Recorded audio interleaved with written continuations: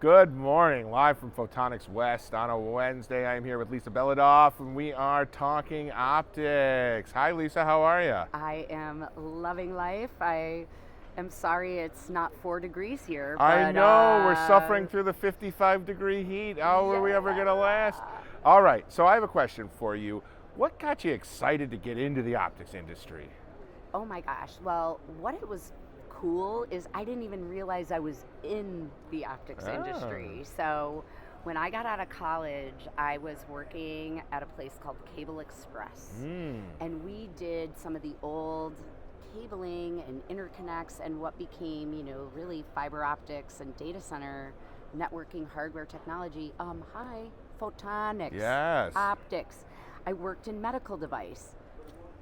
Oh, that is shining a light through the Yeah. emitter and detector. So that's also photonics. So- I didn't even realize, and until I got into the whole kinda. thing, look, we can the do this. whole deal, that's when I realized, when I first started working for Massimo and I was in Southern California, that's when I met Lightworks and some of these, that's my first Photonics West. And then I was like, ooh, whoa, precision optics is an industry unto itself. And Yes. now I'm in it. Now you're in it, and you're certainly doing a lot of it in Rochester in the community to get people involved. What kind of stuff do you have coming up for 2025? Well, tonight actually is the Optics Jam, Yes. the SPIE Optics Jam, and that really connects everybody because music is one of the things that, whether you're an engineer, a salesperson, you're a materials scientist, you probably like music in one way Yes, or another. absolutely. What we found is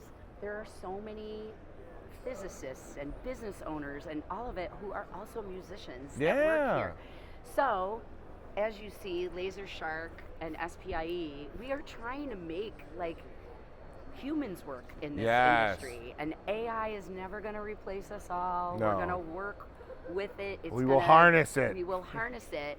And so what I'm hoping to do is just bring more people, period, into this industry and love make it. it accessible. And the big thing I do is outcomes. So Yeah. how do I make capture teams that are listening to what the government wants? What does ophthalmic surgical device want?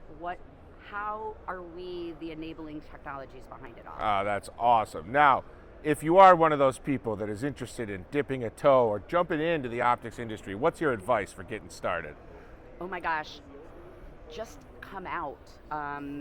Things like MCC, the University of Rochester, your education communities are a good way to learn a little bit about it.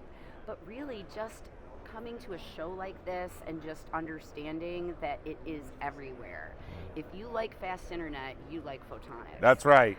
If you like what's happening in the AR, VR, all of that stuff requires precision optics and in the United States. Yes. And we happen to have a lot of centers of excellence globally. Yes. But we all seem to cluster together. And what's nice about this is an organization like SPIE, it brings people together. Yes. And then when we talk about like-minded problems that we're trying to solve, workforce development, where do we get people? Well, we have to first be approachable. Yes. And so even though it's lasers and science, you can still be a rock star. Yes. Or a comedian. Or a comedian.